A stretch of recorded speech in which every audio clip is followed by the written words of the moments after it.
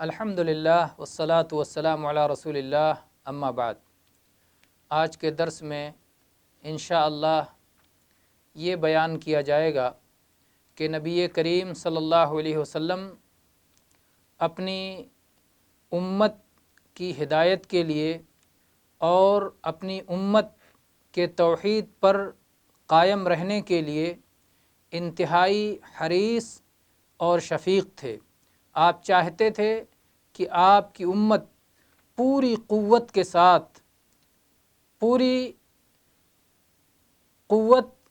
ساتھ توحید پر قائم رہے اور ان تمام اسباب سے، وسائل سے اپنے آپ کو دور رکھے جو توحید سے ہٹا کر کے شرک یا کفر کے راستے پر لے جاتے ہیں۔ اللہ تعالی نے فرمایا لَقَدْ جَاءَكُمْ رَسُولٌ مِّنْ أَنفُسِكُمْ عَزِيزٌ عَلَيْهِ مَا عَنِتُّمْ حَرِيصٌ عَلَيْكُمْ بِالْمُؤْمِنِينَ رَءُوفٌ رَحِيمٌ۔ تمہارے پاس ایسے رسول آئے ہیں جو تمہارے اپنے ہیں، تمہارے اندر سے ہیں، اور ان کے لیے وہ تمام چیزیں بہت شاق ہیں جو تمہارے لیے مشقت کا سبب ہیں، اور وہ تمہاری بھلائی کے بڑے حریص ہیں، اہل ایمان پر بڑے مہربان اور بڑی شفقت والے ہیں۔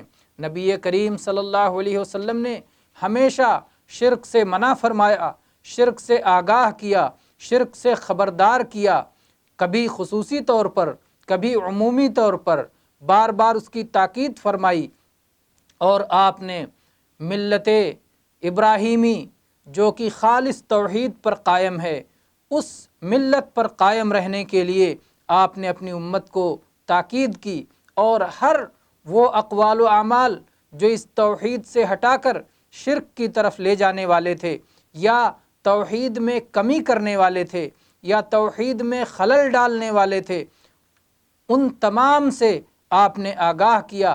اگر ہم نبی کریم صلی اللہ علیہ وسلم کی سنتوں کو دیکھیں اور صحیح احادیث کو غور کریں تو ہم دیکھیں گے کہ اللہ کے نبی کریم صلی اللہ علیہ وسلم نے توحید کی شاہراہ کو خوب واضح طور پر کھول کھول کے بیان کر دیا، حجت تمام کر دی، ہر طرح کے شکوک و شبہات کو زائل کر دیا، اور اب کسی بہانہ بنانے والے کے پاس یہ بہانہ موجود نہیں رہے گا کہ اسے شرک معلوم نہیں ہے۔ آئیے ہم چند باتیں بیان کرتے ہیں جن کے سلسلے میں جو انسان کو شرک کی طرف لے جانے کا سبب بنتی ہیں۔ اللہ کے نبی کریم صلی اللہ علیہ وسلم نے کیسے ان چیزوں کی وضاحت فرما دی ہے۔ پہلی چیز ہے الرقیہ۔ یہ رقیہ کی جمع ہے، اس کے معنی ہوتا ہے دم، جھاڑ پھونکنا، مریض پر دم کرنا شفا حاصل کرنے کے لیے، چاہے قرآن پاک کی آیات پڑھ کے دم کیا جائے، یا نبی کریم صلی اللہ علیہ وسلم سے ثابت کوئی دعا پڑھ کے دم کیا جائے، یا کوئی اور پاکیزہ کلمہ پڑھ کر کے جو شریعت میں جائز ہے اسے پڑھ کے دم کیا جائے، اور ایسا کرنا جائز ہے۔ اس سلسلے میں عوف ابن مالک رضی اللہ عنہ کی حدیث ہے، کہتے ہیں کہ ہم جاہلیت میں دم کیا کرتے تھے۔ ہم نے رسول اللہ صلی اللہ علیہ وسلم سے دریافت کیا کہ اے اللہ کے نبی آپ کا کیا خیال ہے؟ اللہ کے نبی نے فرمایا اپنے دم کی چیزوں کو، اپنے منتروں کو، اپنی دعاؤں کو مجھ پہ پیش کرو، لا باس بالرقیٰ ما لم یکن فیہ شرک۔ کسی بھی دم جھاڑ میں کوئی حرج نہیں جب تک کہ اس میں شرک نہ آ جائے، جب تک شرک سے محفوظ ہے تب تک اس میں حرج نہیں۔ یہ صحیح مسلم کی 2200 نمبر کی حدیث ہے، اور انس ابن مالک رضی اللہ عنہ کی حدیث ہے، کہتے ہیں رخص رسول اللہ صلی اللہ علیہ وسلم فی الرقیۃ من العین والحمى والنملہ۔ یہ بھی صحیح مسلم کی حدیث ہے 2196 نمبر پر کہ اللہ کے نبی صلی اللہ علیہ وسلم نے نظر بد سے اور زہریلے جانور کے ڈنک مارنے سے اور ایسے ہی جلد پر نکل جانے والے دانوں سے دم جھاڑ کرنے کی اجازت عطا فرمائی ہے۔ اور جابر ابن عبداللہ رضی اللہ عنہ کی حدیث ہے کہ رسول اللہ صلی اللہ علیہ وسلم نے فرمایا من استطاع ان ينفع اخاہ فلیفعل، جو شخص اپنے بھائی کو فائدہ پہنچا سکتا ہے تو وہ ایسا کرے۔ فائدہ پہنچانا مطلب دم کر کے، جھاڑ پھونک کر کے اگر کوئی اپنے بھائی کو فائدہ پہنچا سکتا ہے تو اللہ کے نبی نے اس کی اجازت دی ہے۔ یہ حدیث صحیح مسلم میں 2199 نمبر پر ہے، اور عائشہ رضی اللہ عنہ کہتی ہیں کہ نبی کریم صلی اللہ علیہ وسلم کا معاملہ یہ تھا کہ جب کسی انسان کو کوئی تکلیف یا بیماری ہوتی تھی تو آپ اپنا داہنا ہاتھ اس کے اوپر رکھتے تھے، اپنا داہنا ہاتھ اس کے اوپر رکھ کے آپ یہ دعا پڑھتے تھے، اذہب الباس رب الناس واشف انت الشافی لا شفاء الا شفاؤک شفاء لا یغادر سقما۔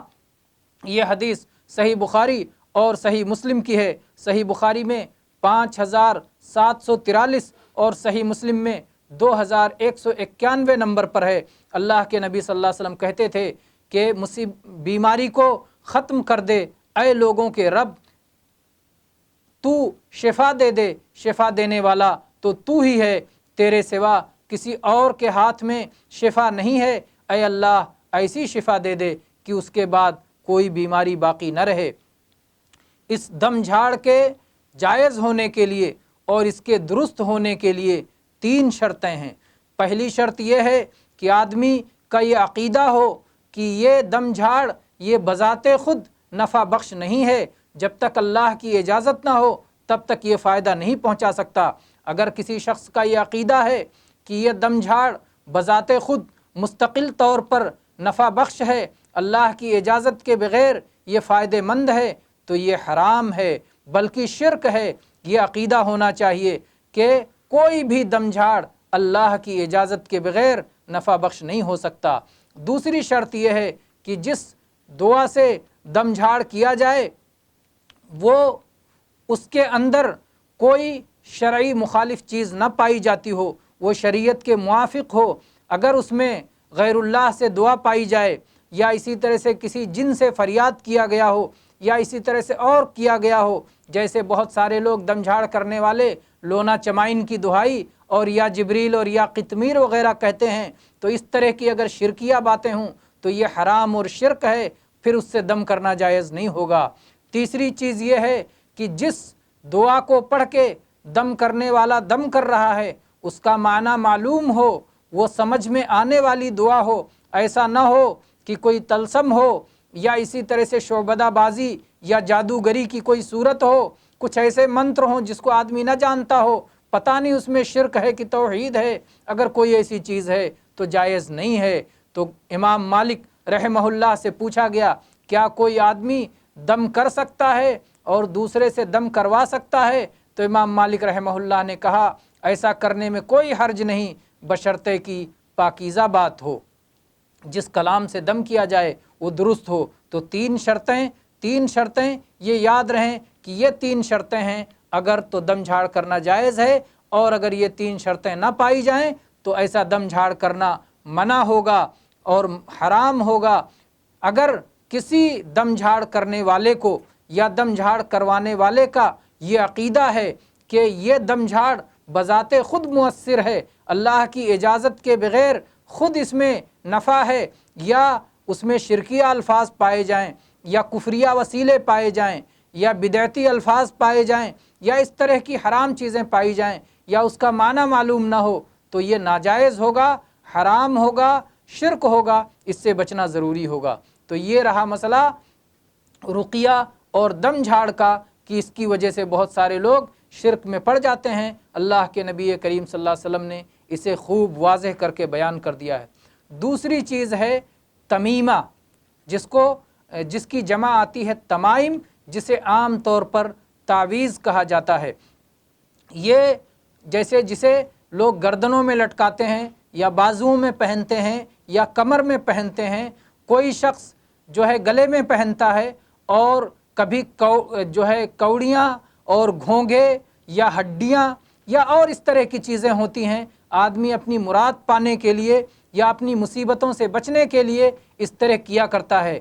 زمانے جاہلیت کے عرب لوگ بھی اپنے بچوں کی گردنوں میں اس طرح کی چیزیں لٹکایا کرتے تھے۔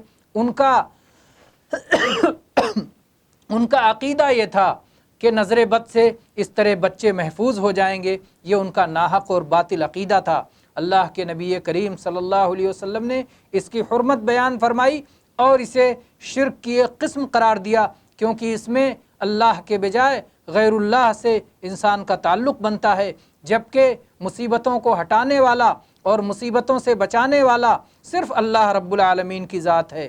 جب بھی آدمی کو کوئی خیر طلب کرنی ہو یا کسی مصیبت سے بچنا ہو تو اللہ کی ذات یا اللہ کے اسماء و صفات کے ذریعے سے ایسا کرنا چاہیے۔ عبداللہ ابن مسعود رضی اللہ عنہ فرماتے ہیں کہ میں نے رسول اللہ صلی اللہ علیہ وسلم کو فرماتے ہوئے سنا ہے، ان الرقى والتمائم والتولة شرک۔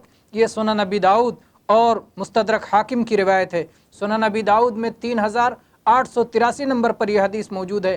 اللہ کے نبی نے فرمایا دم جھاڑ، پیچھے ہم اس کی تفصیل کر چکے ہیں، اور تعویذیں اور میاں بیوی کے درمیان محبت یا نفرت پیدا کرنے والی عملیات، یہ سب کے سب شرک ہیں۔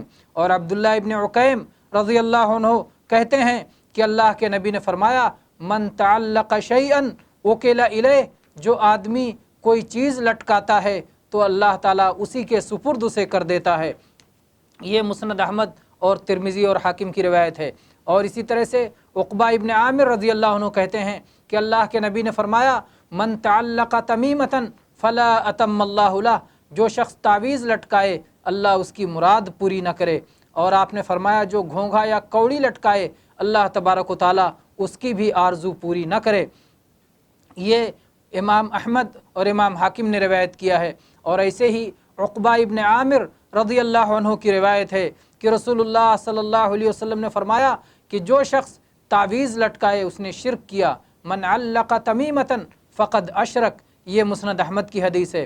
تو اس طرح سے بہت ساری احادیث اور بہت سارے نصوص جو اس بات پر دلالت کرتے ہیں کہ شرکیہ منتروں سے اور شرکیہ دم جھاڑ سے اور شرکیہ تعویذوں سے انسان کو دور رہنا چاہیے، کیونکہ اس کی وجہ سے آدمی شرک میں جا پڑتا ہے۔ اور اگر کوئی شخص قرآنی آیات کو لٹکاتا ہے، اس سلسلے میں قرآنی آیات اور ثابت دعاؤں کے سلسلے میں اگرچہ علماء نے اختلاف کیا ہے، اور بعض علماء اسے جائز کہتے ہیں اور بعض علماء اس سے روکتے ہیں، اور زیادہ درست بات یہی ہے کہ قرآنی آیات اور صحیح دعاؤں کی بھی تعویذ ہو تو وہ بھی جائز نہیں ہے۔ اور اس کی وجہ یہ ہے کہ جن احادیث میں اللہ کے نبی صلی اللہ علیہ وسلم نے تعویذیں لٹکانے سے منع کیا ہے، کہیں یہ نہیں کہا کہ اگر قرآن لٹکا لو، حدیث کی دعا لٹکا لو تو کوئی بات نہیں۔ تو جب ان کی تخصیص نہیں کی گئی تو اس عموم میں یہ بھی شامل ہیں۔ دوسری بات یہ ہے کہ اگر ہم قرآنی آیات اور صحیح دعاؤں کے لٹکانے کی اجازت دیتے ہیں تو گویا چور دروازہ کھول دیتے ہیں کہ پھر کون چیک کرے گا کہ کس تعویذ میں نمبرات لکھے ہوئے ہیں اور جنوں اور بھوت اور پریوں کے نام لکھے گئے ہیں اور خرافات ہے، اور کس میں قرآنی آیات اور احادیث سے دعائیں لکھی گئی ہیں۔ تو اس چور دروازے کو بند کرنا ضروری ہے۔ تیسری بات یہ ہے کہ اگر کوئی شخص قرآنی آیات کی دعاؤں سے، قرآنی آیات سے تعویذ لٹکاتا ہے تو ظاہر بات ہے کہ وہی پہنے وہ قضائے حاجت کرتا ہے، گندی جگہوں پہ بھی جاتا ہے، تو اس میں اس کے توہین اور تنقیص کا خطرہ ہے۔ اسی طرح سے یہ بات بھی یاد رہے، چوتھی بات یہ یاد رہے کہ اللہ تبارک و تعالیٰ نے قرآن پاک سے شفا حاصل کرنے کا ایک متعین طریقہ بتایا ہے۔ جب ہم اس طریقے سے ہٹ جائیں گے تو ظاہر بات ہے وہ پوری طرح عمل نہیں ہوگا۔ وہ طریقہ یہ ہے کہ مریض پر قرآن پاک کو پڑھ کر دم کیا جائے، یہ طریقہ ہے قرآن سے شفا حاصل کرنے کا، نہ کہ اسے لٹکا لینا۔ اب اگر کوئی شخص اسے لٹکا کر شفا حاصل کرنا چاہتا ہے تو گویا وہ ایک ایسا طریقہ بنا رہا ہے جس طریقے کی رہنمائی اللہ تبارک و تعالیٰ کی طرف سے نہیں ہے۔ تو اس سے معلوم ہوا واضح طور پر کہ ہر طرح کی تعویذوں سے جو ہے ہمیں بچنا چاہیے، کیونکہ وہ ہمیں شرک کی طرف لے جاتی ہیں۔ واللہ تعالی عالم، والحمد للہ رب العالمین، وصلی اللہ علی نبینا وسلم۔